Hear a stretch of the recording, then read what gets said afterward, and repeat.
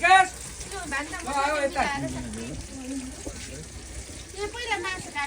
मासु त अब के काट्नु छँदैछ नि काट्दैछौँ नि हामी अबै कान जिब्रो त्यो सबै क्वालिटीको छ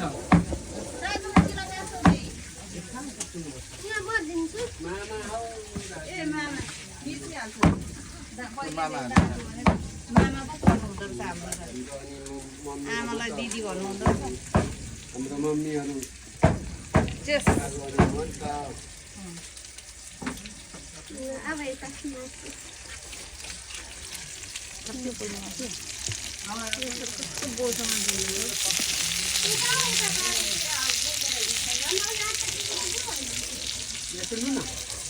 खाँदै गरेको सबैलाई